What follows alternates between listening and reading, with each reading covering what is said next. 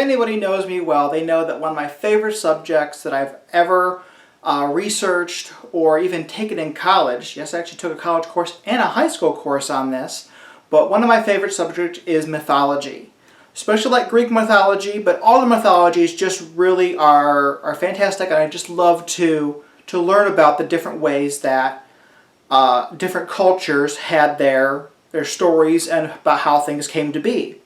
So I was very excited when I was approached to review this game. So let's get it to the table and I will show you how Maha Yodha is played.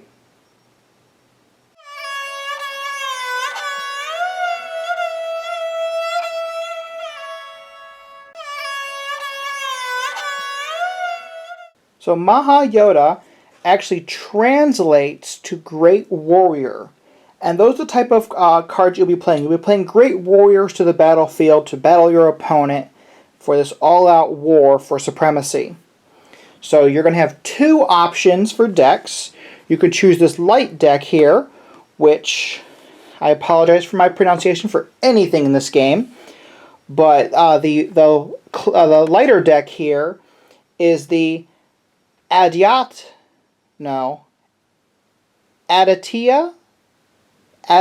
faction. That's how I'm going to say it. Aditya faction. And then this darker deck is going to be the Ashura faction. That's a little easier for me to pronounce. I still am probably getting it wrong, but this is the Ashura faction. So you will choose which faction that you want to be, and you're going to give that deck a shuffle. But first, what you're going to do is you're going to pull out a few of those cards here. Few of the cards that you're going to pull out here, first of all, is this nice little tracker that they give you, and you get little tracker markers here. This just eliminates math in the game. And I really appreciate that because Cloak and Meeple and math are usually not a good combination. You also get this really handy turn order player reference card, so it's always nice to have handy. So you're going to pull that out and then give your deck a nice shuffle. You will also give yourself 25 life here, or 20 life, excuse me. See, math. But you give yourself 20 life here, and then you are also going to get 5 Valor. And this is the currency for the game used to bring warriors to the field and cast different things in the game. So let me show you some of the cards that are in the game here. First, the star of the game are the warriors. So the warriors have this helmet symbol in the top corner. They also have their strength and defense here. So if you look here, Agni, the warrior, has a strength of 1, defense of 1. And this over here tells you their valor cost. So it costs 2 valor to bring Agni to the battlefield. And Agni also does have an ability. So, Blaze of Glory, you can discard this card and remove an opponent's card from the battlefield whose valor costs equal to or less than 3. And it costs 1 valor to use that ability. So, in a Blaze of Glory, Agni can take out somebody that's slightly stronger than him. And then, of course, there's flavor text about most of the warriors here. Next up, to complement your warriors, there are some weapon cards here, which is shown with the cross sword and shield here. So this weapon here, Agni's Fiery Sword, actually gives you +3 attack. It costs 2 to come out, but if you look down here, most weapons will actually complement another warrior. You can place this on any warrior, but if you were to attach Agni's Fiery Sword to Agni, you actually get a bonus. So if you combine with Agni, you can have an extra Valor, an extra attack, or an extra defense. So it's your choice what you wanted to do with this weapon once you attach it to Agni. Next up are unit cards. These are the cards that are going to just help augment the battle and probably try to swing it your way. So for this example, we have a war elephant. I can't even talk with regular words that I should know. We have a war elephant here, which As a unit, it shows you just with the shield, but it is a 2 defense. You get 2 additional defense when you play this card. Costs 1. And then this one, if you combine it with a warrior, you're going to get the additional bonus as well. So a lot of the stuff complements each other. If you're able to synergize the combos, you'll be able to do a pretty hefty amount of stuff on a single turn. Also in the deck are scrolls. Scrolls are very fantastic. They do lots and lots and lots of fun things.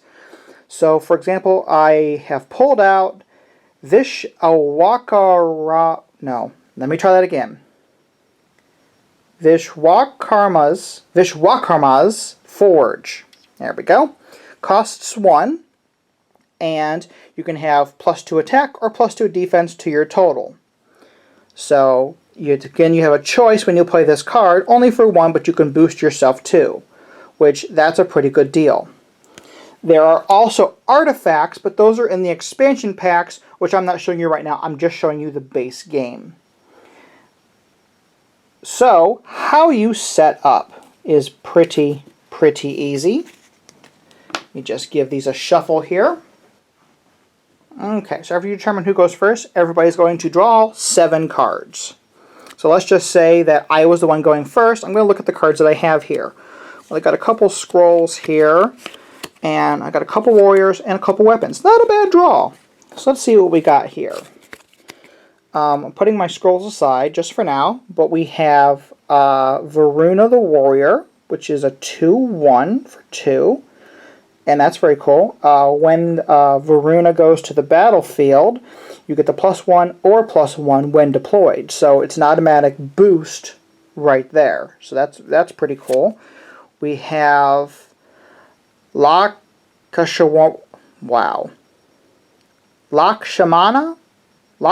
That's how I'm going with that. Lakshmana. So Lakshmana is a warrior, and you can discard this card instead of taking life damage. That's actually a pretty cool thing. And then we have Kodana, which is a weapon. It combines with Rama, who I unfortunately don't have this turn. And then we have the Varunastra. Sure. And that combines with Varuna. And look, we have Varuna, so that might be the combo that we want to do. So I'm going to put those aside. I know I want to play these 2 cards. So then I want to look at these scrolls here, see if any of these scrolls are going to complement what I have here. So we have the Virabhadra, which opponent's valor is reduced by -2 on their turn. Ooh, that would be very interesting to play, because then instead of having the 5, they're only going to have 3. So that would be interesting to reduce them down to be able to play anything. We have the Shura Namaskara, which costs 0, that's always fantastic when they cost nothing to play. And since they cost nothing, this one is +1 or +1 to one of your warriors. That's very cool. I might be playing that since it's free. And then we have this one, Mirror Image. Attack using your opponent's total attack. So that's very interesting. So if they were to have a buku amount of attack on their turn, you could just throw it on Mirror Image for 3 and hit them back with whatever they hit you with. Very interesting. So what I think I would do... Let's see here. So let's see what we're at right now. So I definitely want to play these 2. So we are going to... I need to put the warrior down first. So Varuna. So I will play Varuna. Let me get up here. So I will play Varuna. As a train is going by now, I apologize for that in the background. So let me just scoot some of this stuff down here. I'll put my Valor here so you can see.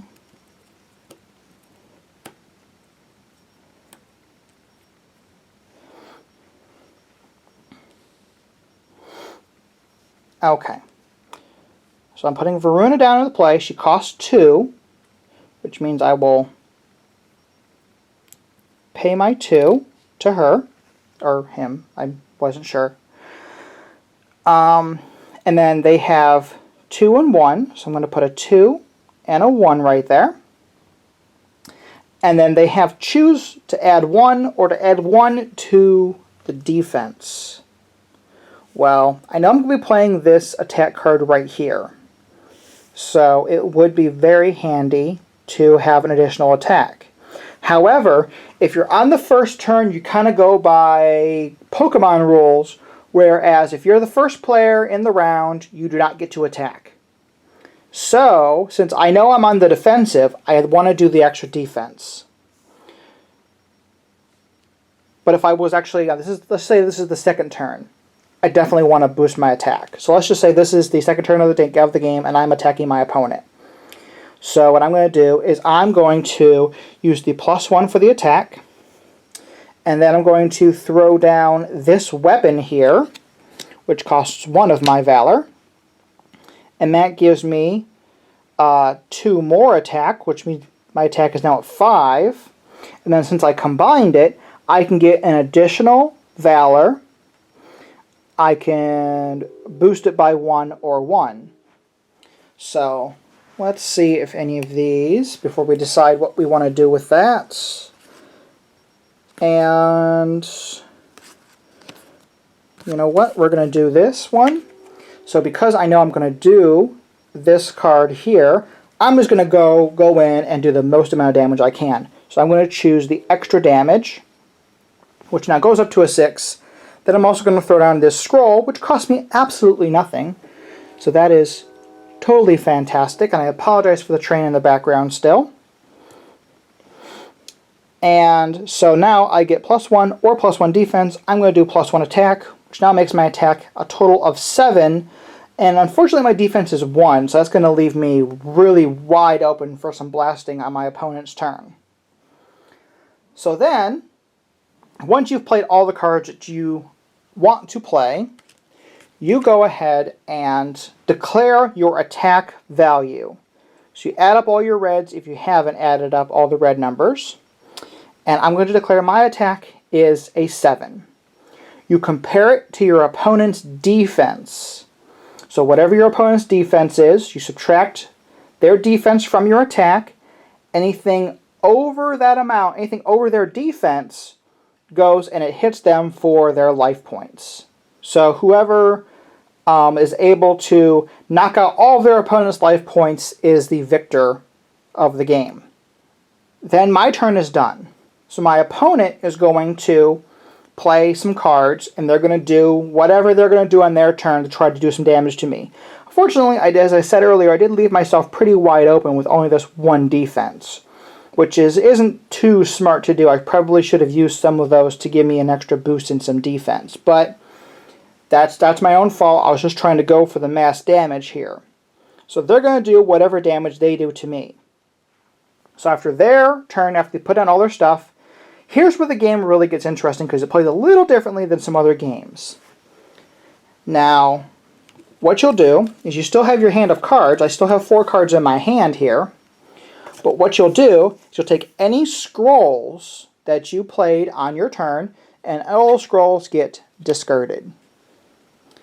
Then, any of your warriors, weapons, or units go back into your hand. Clear the battlefield. You clear your little marker here. You start off with nothing. And then, you get your 5 Valor back, and you go at it again. First thing you can decide to do is you can get rid of any cards you decide you don't want. So let's just say, you know, my opponent didn't play a very big attack, so I don't really want to use this Mirror Image. It doesn't feel like they're going to be using it the next couple turns, so I'm going to dump Mirror Image. So if I dump Mirror Image, that just means I need 2 more cards to complete my hand of 7. So I'm going to draw 2 more cards here, and we got a unit card. We'll put it in the camera here. So we got a unit card here. And then I got one of these very special scrolls that don't cost anything to cast. Now these scrolls are the most gorgeous cards in the game. But there are these full art cards here. And if they combine with one of the warriors here, they'll do a special effect according to what the warrior says, or you can play it to regain 1 life. Free card to regain 1 life. I will say that these warriors that are mentioned on these cards here are in the expansions, not in the base deck. So if you're just playing with the base cards, these cards are your extra life cards. They're not going to do any good other than the extra life, unless you're playing with the full expansions. But then you got your hand of cards, and then you just go at it again. Play your warriors, scrolls, weapons, units, all that stuff, and you battle back and forth, again trying to get your opponent's life total down to 0 or less if you can. So Maha Yodha is a really fantastic game. The artwork is absolutely gorgeous. I thoroughly enjoy playing this game. So with this game, I'm actually going to debut my Cloak and Meeple grading system. So with that grading system, we're going to grade it on 3 criteria. We're going to average those together, and we're going to come up with a final grade to tell you how my overall feel is of this game. So first we're going to do is gameplay. Gameplay for this game is pretty intuitive. It's pretty easy to grasp the concepts of this game. You're pretty much just throwing down your warriors, throwing down your weapons, units, all that stuff. You have 5 points to spend. You can manipulate that a little bit, but that's pretty much what you're set with, is that 5. And you're trying to figure out how you can do the most stuff with just that limited amount of currency that you're able to do. So for gameplay, I'm actually going to give this an A. Next up, components. I throw art into components, and the art in this game is over the top. It is gorgeous. It is fantastic. The warriors, weapons, units, they have that really awesome, realistic art feel to them. They are just gorgeous and exploding with color. They are fantastic. The scrolls then go back more to like a classic Indian art, and they are absolutely fantastic in their own. With the mixture of the 2 arts, you wouldn't think they would work together, but they do, and they look fantastic. However, it does take a little bit of a dive when you actually look at the box. The box itself, I mean, this box is gorgeous. It has that gold printing all around it. I kept telling people it looks like, either it has chocolates or a wallet that I can't afford in this box because it has that leather feel to it. This is fantastic. However, when you put everything into the box and you throw that box into your bag and it kind of gets jostled around a little bit, the tokens and stuff kind of fall out of that little compartment that's in the middle. So unfortunately, that does get a notch down for me. So with components, the art helping it, the box slightly diminishing it, I give this a B+. Finally, replay. I feel like this game does have a lot of replay because you have those 2 decks. In the games that I've played, you don't go very far into your deck. I have maybe just got to the halfway point in pulling cards from my deck. It's all about the shuffle. However you shuffle and however you pull those cards is how it's going to affect, but you're not even going to go through your entire deck in a game. So, and then also there's the expansion in there, which does help to give a little bit more replay to the game. So I feel the replay is pretty high in this game, especially if you switch back and forth between the 2 factions. So with replay, I'm definitely going to give this an A-. So the way we calculate the score is gameplay is actually worth 50% of the grade. Then components are 25% and replay is the last 25%. So we take the gameplay score, times that by 2, add in the replay and the components, and divide that all by 4, and that's how we get our total score. So we throw all those letters in there, convert them to numbers, and then we pop out an A- for Maha Yodha. That is an excellent score in my rating system. A- is nothing to shrug at. Something definitely that I would look into. It is a gorgeous game, really easy to play, fantastic for 2 players. Plays in about a half hour, 45 minutes, so if you got a little bit of time in between games, you want to throw down something, or just, end of the night game, or hey, your husband just got home from work and you want to play a game, or your wife just got home from work and the baby's finally in bed now and you want to play a quick game, Maha Yodha is a great two-player game to pull out, easy, compact, easy to travel if you don't mind the stuff jostling around in the box. But definitely Maha Yodha, find it and play it, you will enjoy it thoroughly. Thanks for watching, and don't forget to like, subscribe, share, and support Cloak and Meeple. All the links will be down below in the flavor text, as well as links to Maha Yodha if you really want to find more information about that. Thanks.